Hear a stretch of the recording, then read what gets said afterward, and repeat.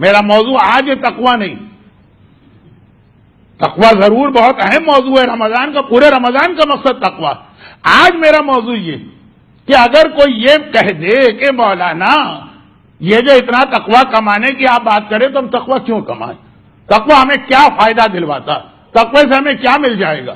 تقوی سے کیا ہمیں 2011 کی نئی مرسیڈیز مل جائے گی؟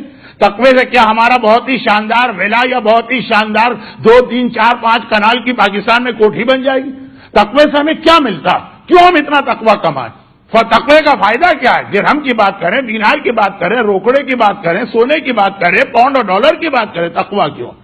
نہج البلاغہ کا آخر پارٹ 3 پارٹ 2 لیٹر نمبر 47 مولا کا وہ وصیت نامہ تھا جس کا 2 دفعہ ریفرنس آ چکا. یہ پارٹ 3 جس کے بارے میں 3 دن پہلے میں نے ریکویسٹ کی تھی کہ نہج البلاغہ کو ہمیشہ الٹا پڑھی، پہلے پارٹ 3 پھر پارٹ 2 پھر پارٹ 1. اور غالباً اس فرمان کا نمبر ہے 130 یا 131. 130 کے اندر یہ فرمان مولا صفین کے میدان سے واپس آ رہے ہیں، کوفے کی جانب آ رہے ہیں. کوفہ علی کا کیپٹل. جب صفین گئے تھے تب بھی کوفے سے گئے تھے، اور میں نے 4 دن پہلے یا 5 دن پہلے کی مجلس میں اس وقت کا ایک واقعہ پڑھا. کوفے سے نکلتے ہی رک گئے تھے. نماز پڑھنے والوں کے 2 حصے کر دیے، یہ نماز پوری پڑھیں گے، وہ نماز قصر پڑھیں گے. اور نماز کے بعد بھی لشکر کہہ رہا ہے کہ یا امیر المومنین چلے، اور مولا کہہ رہے تھے کہ نہیں میں کسی کا انتظار کر رہا ہوں. وہ 4 دن پہلے کی بات تھی جب صفین کے لیے جا رہے تھے، اور آج کی تقریر میں ہے جب مولا صفین سے واپس آ رہے ہیں. یہ جانا اور آنا اس کو 13 مہینے لگے. صفین کی لڑائی 1 سال سے زیادہ چلی. 1 سال سے زیادہ رقہ کے اس میدان میں مولا کا لشکر ٹھہرا رہا، جہاں 40 کے موقع پہ اب بہت سے زائرین زیارت کے لیے جاتے ہیں. اب جب واپس آ رہے ہیں شہر کوفہ میں داخل ہونے والے، اور جیسے ہی شہر کوفہ میں داخل ہونے والے ہیں، ہر شہر کی طرح کوفے میں یہ قبرستان ہے شہر کا، اور عموماً قبرستان شہر سے تھوڑا باہر بنائے جاتے ہیں.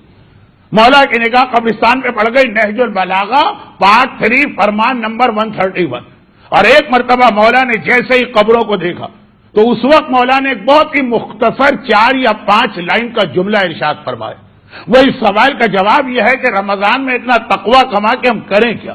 یہ تقوی ہمارے کہاں کام آئے گا؟ اس تقوی سے ہم کون سی سپر مارکیٹ میں جا کے خریداری کر سکتے ہیں؟ اس تقوی سے ہم کون سی جائیداد بنا سکتے ہیں؟ کوئی بینیفٹ تو پتا چلے نا تقوی کا، پھر آدمی تقوی کمائے.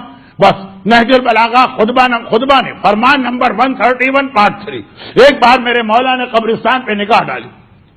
ویسے ہی آج کی رات شب جمعہ ہے جو موت کو یاد کرنے کی رات. ہر سال میں اگر 52 شب جمعہ آتی ہے تو 52 شب جمعہ موت کو یاد کرنا.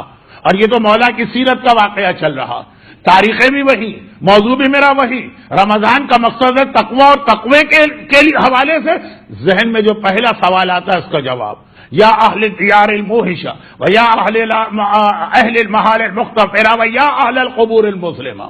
اے وحشت زدہ گھروں کے رہنے والوں، اے اکیلی زندگی گزارنے والوں، اے ایسی قبروں میں سونے والوں جہاں سخت اندھیرا، یا اہل التربت و یا اہل الغربت و یا اہل الوحشت و یا اہل الوحدت. اے مٹی پہ زندگی گزارنے والوں. ایک منزل آتی ہے تکبر میں کہ آدمی قالین پہ بھی بیٹھنے کو تیار نہیں ہوتا. بہت اچھا قالین ہوگا لیکن پینٹ کی کریز تو کم از کم خراب کر دیتا. یا اہل التربہ، اور اب مٹی میں زندگی گزارنے والوں، و یا اہل الغربہ. بہت سے لوگ ایسے ہوتے ہیں شہر سے باہر دل نہیں لگتا. غربت یعنی غریب الوطن، مسافرت. اس سے بڑا سفر کیا ہوگا کہ برابر میں تمہارا گھر موجود ہے مگر اتنے قریب گھر ہو کہ تم سے بڑا مسافر کوئی نہیں. وَيَا أَهْلَ الْوَحْشَةِ وَيَا أَهْلَ الْوَحْدَةِ. بہت سے لوگ ایسے ہیں جن کا مزاج ایسا کہ دوستوں کے بغیر ان کو چین نہیں آتا، جب تک کہ ہر رات کچھ گپ شپ نہ کریں. حتیٰ رمضان کی اتنی مقدس راتیں، حتیٰ شب قدر کی اتنی اہم راتیں، لیکن بس ایک مزاج بن جاتا ہے گپ شپ، ہوٹل بازی، ریسٹورانٹ، جوس سینٹر، یہ ساری چیزیں چلتی رہتی ہیں. اب بتاؤ اہل الوحدہ اکیلے رہ گئے ہو، تنہا رہ گئے ہو، ہے کوئی دوست، ہے کوئی ساتھی، ہے کوئی بات کرنے والا. وَيَا أَهْلَ الْوَحْشَةِ. ارے ایسی جگہ پہ رہنے والوں، ایک بار آدمی قبر میں جا کے گھر والوں سے کہے کہ اس کے اوپر تختے یا مٹی یا پتھر ڈال کے 2 منٹ کے لیے مجھے بند کر دے، پتہ چلیں گے قبر کسے کہتے ہیں. یا اہل الوحشہ. میرا مولا کہتا ہے لیکن جملوں کا مقصد یہ نہیں ہے کہ نعوذ باللہ ہم مرنے والے کا مذاق اڑا رہے. انتم لنا فرق سابق نحن لکم تبع لاحق. ہم تم دونوں ایک ہی سڑک پہ چلنے والے، ایک ہی منزل کے مسافر ہیں، تم ہم سے ذرا جلدی پہنچ گئے، ہم تمہارے پیچھے پیچھے وہیں آ رہے ہیں، ہم بھی اسی غربت میں آئیں گے، ہم بھی اسی مٹی میں آئیں گے، ہم بھی اسی وحشت میں آئیں گے، ہم بھی اسی اندھیری قبر میں آئیں گے، ایک ہی منزل کے راہی ہیں اور ایک ہی مقصد ہم دونوں کا۔ ایسا ہوتا ہے نا جیسے کراچی میں اکثر بارات چلی ہے، معلوم ہے 15 گاڑیاں ہیں، 2 گاڑیاں پہنچ گئی، 2 گاڑیاں نہیں پہنچ، خاص طور پر اگر دولہا کی گاڑی نہ پہنچی ہو تو بڑا پرابلم ہو جاتا ہے، ارے بھائی کہاں غائب ہو گیا؟ ایسا تو نہیں کہ ٹائم سے پہلے دلہن دیکھ لیا تو غائب، تو کہا کہ نہیں، فون کیا اس نے کہا نہیں ہم آ رہے ہیں، ذرا سا ہم لیٹ ہو گئے، راستے میں تھوڑا سا پھنس گئے، ہم آ رہے ہیں تمہارے پیچھے پیچھے ہی۔ مولا نے کہا کہ قبر کے مردوں کا مذاق نہیں اڑا رہے، یہ بتا رہے جہاں تم گئے وہاں ہم بھی آ رہے ہیں، لیکن کسی بالکل نئی جگہ پہ ہم کو جانا تھا، کوئی ٹمبکٹو ٹائپ کی جگہ ہے کہ آج تک ہم کبھی نہیں گئے، وہاں ہم کو جانا، اب ہم گھبرا رہے ہیں کہ پتہ نہیں کیسی جگہ ہے، وہاں سردی ہوگی، وہاں گرمی ہوگی، بھئی آپ حضرات 41 اور 42 اور 43 میں روزے رکھ رہے ہوں گے، اور جو میں یہاں پہنچا تھا جس شہر سے آیا تھا وہاں 4 ڈگری اور 3 ڈگری ٹیمپریچر تھا، تو 4 ڈگری ٹیمپریچر سے 49 ڈگری ٹیمپریچر میں پہنچا پہلے ہی دن۔ تو اب پہلے سے آدمی معلومات کر کے آتا ہے نا کہ جہاں میں جا رہا ہوں وہ سردی ہے کہ گرمی ہے، کہ یہاں کا کیسا موسم ہے، یہاں کے حالات کیسے ہیں، یہاں پہ کیا چیزیں کھانے کو ملتی ہیں، میں مریض آدمی ہوں، میری دوا یہاں ملے گی کہ نہیں۔ اور اس کا بہترین طریقہ کیا کہ اگر آپ کا کوئی ساتھی آپ سے پہلے وہاں پہنچی، آپ نے کھٹ سے فون اٹھایا، بھائی تم وہاں پہنچ کے بتاؤ آج کل یہاں ویدر کیسا چل رہا ہے، بتاؤ آج کل یہاں کے حالات کیسے ہیں، ٹھیک ٹھاک ہے کہ نہیں، بتاؤ کہ آج کل یہاں دوائیوں میں کوئی دوا ایسی تو نہیں ہے جو شارٹ ہو میں اپنے ساتھ لے کے آؤں۔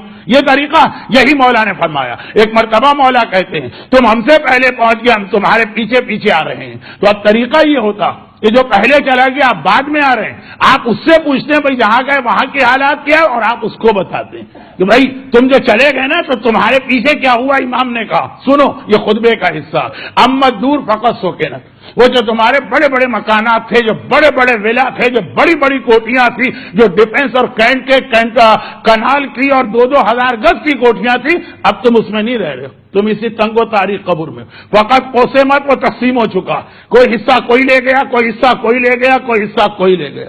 والازواج فقط نوکحت، تمہاری بیویاں بھی دوسروں سے شادیاں کر کر کے تمہیں بھولتی جا رہی ہیں۔ وَأَمَّا الْأَمْوَالُ فَقَدْ قُسِمَتْ، أَمَّا الدُّورُ فَقَدْ سُكِنَتْ، وَأَمَّا الْأَزْوَاجُ فَقَدْ نُكِحَتْ، وَأَمَّا الْأَمْوَالُ فَقَدْ قُسِمَتْ۔ حرام کر کے، حق مار کے، جھوٹ بول کے، فراڈ کر کے، شریعت کا مذاق اڑا کے جو پیسہ جمع کیا تھا وہ نہیں رہا تمہارے پاس، پیسے سے مزہ دوسرے اٹھا رہے ہیں۔ مولا کی بھی شہادت کی تاریخیں ہیں، یہ خطبہ مولا کا ہے، درمیان ہی میں مولا کی ایک حدیث۔ ایک بار کسی نے امام سے پوچھا کہ مولا قیامت کے دن جب سارے انسان وہاں پہنچیں گے تو جیسا قرآن نے بھی کہا وہ یوم الحسرت ہوگا، اکثریت 99% اس دن اپنی غلطیوں کو یاد کر کے رو رہی ہوگی، دنیا کا ذکر کر رہی ہوگی کہ کاش ہم نے دنیا میں تھوڑی سی توجہ دے دی ہوتی، کاش تھوڑی سی نیکیاں لے کے آتے۔ پوچھا گیا مولا کیا غم کرنے والے، دنیا کو یاد کرنے والے، اپنی کوتاہیوں پر توجہ دینے والے سب برابر ہوں گے؟ کہا کہ نہیں، سب سے زیادہ افسوس 2 گروہوں کو ہوگا۔ تقویٰ، اس قبر میں آؤ تو تقویٰ لے کر آنا، یہاں تقوی سے بہتر اور